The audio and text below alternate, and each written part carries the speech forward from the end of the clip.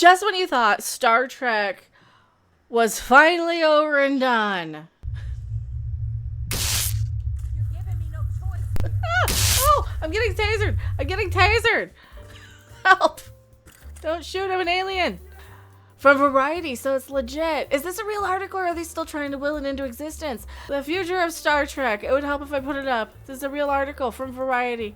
Like I said, the future of Star Trek is upon us.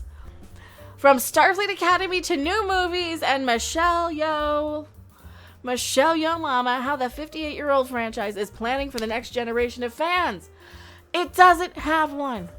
It doesn't have one. They tried that. They had that 7-year-old kid watching Picard, the R-rated Picard, where the guy was getting his eye gouged and getting poked out. It's all in the JJ universe anyway. It doesn't matter. But they're going to keep insisting on making new Star Trek until the dawn of time. The future of Star Trek from Starfleet Academy. We already read that. Yeah, a new generation of fans. There aren't any. What Star Trek is being catered to for now are the people who watched Star Trek or played Star Trek Online and the few people who've been going to conventions with Star Trek as their identity. What they do not want is these old fans who liked Next Generation in the 90s and watched a little bit of Enterprise here and there, and the ones who really love TOS, and the ones who really love TNG, right, and the ones who really love DS9, those they don't want those people. They want the people whose entire identity is I love everything Star Trek, it's all over the place, it's everywhere, every little bit of this and that, right? That's what they want, and they don't want anybody to express an opinion, right? So when they say they want new fans, I don't think so. I think they hope that there will be new fans. But there is not a new demographic of fans, right? I can't believe I get to play the captain of the Enterprise. Anson Mount is sitting across from me. All right, well, that's great for you. That is great for you. I'm happy that we have actors who genuinely want to play these things. But this is a very extraordinarily long article. This is like a lot of stuff. Nearly 1 of 5 Paramount Plus. It is a lot to unpack right there. Okay, here we go. Oh, this is a big, huge puff piece. The franchise. All right, we're gonna come back. I wouldn't doubt this is a paid piece. This is clearly a somebody really is excited for this, or somebody really wants to be excited for this for access. The franchise has certainly weathered its share of fallow periods. Most recently, after Nemesis bombed in theaters and UPN canceled Enterprise, it took 12 years for Star Trek to return to television with the premiere of Discovery. And nobody liked it.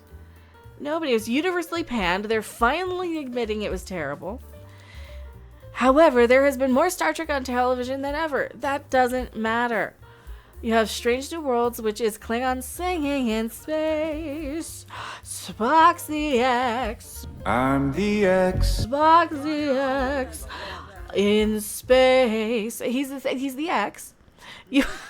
It's musical theater now. You have Picard, where, like I said, the Admiral wants to justify Starfleet sheer hubris. Wiping out or deciding who lives and dies. The Federation does not get to decide if a species lives or dies. By the entire species loads, okay? Yes, we do. We absolutely do. So when you're telling me that Star Trek is, anywhere near the original thing that I actually liked, it is not the same thing it used to be. This is this dark, angry, vindictive, vengeful, it focuses on all of the wrong things. So when we see more of exactly what I don't want every single time, even to the stuff where you say, oh yeah, it would have been good if Picard did this. It would have been good if Picard did that. And you see that at the last minute as see, you said this, why don't you like it? Because, once again, I said it would have been better than what we got. I am truly sorry. But it's still not what should have been. And I am sorry. You could have at least called, and that's what it feels like. It feels like they're just, taking this and shooting this in the head and convincing us it's the same thing, right? It's even worse than that. It's like it's already died, right? They buried it in the pet cemetery, and now it came back as this zombified corpse version of itself that is just filled with the most evil, vile, horrifically gory. These shows have a lot of gore in them, right? And for me to kind of ignore and forget that, as somebody who really did not evolve with how television evolved, apparently. Like, I was watching Chopped and Ghost Adventures and stuff, like, for a good decade. I wasn't watching scripted network television for the most part. Other than what? Stargate, I liked a lot of those. The Stargate, Battlestar Galacticas, anything on the Sci-Fi Channel in that time period. You kind of move on from things, I thought. People are like, oh, that's a great show. And then you find another show or another franchise or another series once that one goes away. I wasn't expecting people to be stuck in this thing forever when things go away, I suppose. I mean, am I the only one? Am I the weird one in the room here? Am I the weird one? Because I know a lot of people have their entire personalities as these things. And there's a part in this article, how far down is it, that Alex Kurtzman says he has sifted out and separated the toxic fans. Please evaluate the show on its merits. From the real, true fans. It's like, whoa. First off, I resent being called a fan of anything, right?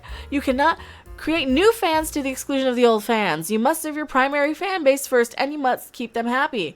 That is one of the most important steps to building new fans. Absolutely. Oh, absolutely. However, you did disappoint the hardcore fans. You did disappoint us in a lot of that. Was I a hardcore fan? I don't know. I thought it was enough of a fan to where I kind of got the general spirit of it. And I think that's where a lot of the problem and the zealotry and a lot of these fandoms come in. Be it Star Wars, be it Star Trek, be it He-Man. Even anytime you have something that is so far removed from the original creator, you have people arguing over this zealotry, over these show Bibles, literally, like the He-Man one. They called it a show Bible. Because to jump into a fight every single time is a little ghetto, don't you think, Alex Kurtzman? It's a little fucking ghetto, and to have your lead character basically, resort to the very second they smoke space weed, right? In any of these, they go to damn. Maybe it's not us that has a problem, Alex Kurtzman. All right. So I'm just saying that, when you got more drug usage in this show, and you got Raffi there sitting vaping space weed, and you got evil Asian lady, you got little evil Asian lady, cannibal lady, like, what are you saying about Asians there, Alex Kurtzman? What are you implying that they eat over there? I don't know what you're implying that they eat. But, Alex Kurtzman, hi. Hi, Alex Kurtzman. There you are. Don't you smile at me, Now, I know what you did. I know what you did there. Please give it a chance. First off, don't you get your tendrils into people. That's my job. Okay? Second, you're still calling us toxic fans. You're still doing all this. So we have the new Starfleet Academy series coming along, right? We know these are all reboots. We know that these are not to be treated as the same Star Trek that we used to like, right? So I can come in and rip this a new one as bad effing science fiction without the actual, canon and paying attention to continuity and all that, because they already admitted it wasn't in the same TV canon as, the TV shows. It's more the movie canon. Starfleet Academy, here you go. Oh, and to make matters sillier, they've announced Rachel Garrett is going to be in the Section 31 show. Yeah, Section 31 character. They're finally going through with that now. So we have Starfleet Academy and Section 31 to look forward to ripping into. Rachel Garrett, really? Rachel Garrett, who remembers this character? Rob's like, oh, they cast a pretty obscure character. I'm like, who? Rachel Garrett. I'm like, which one? Captain Garrett is dead. Okay, I kind of remember her for about a split second. I had to be reminded who she is. That's how obscure these characters are. I'm surprised they haven't made her more diverse for diversity's sake, if you know what I'm saying. Because they usually do that. I am Mecca. I am going back to getting shot at a video game. That is my rant on Star Trek. Thanks for watching. If you liked it, make sure to hit that like button. And if you want to see more, don't forget to subscribe. See you in the next video. Bye! Please evaluate the show on its merits. This thing is being born of love. Please give it a chance. Wank.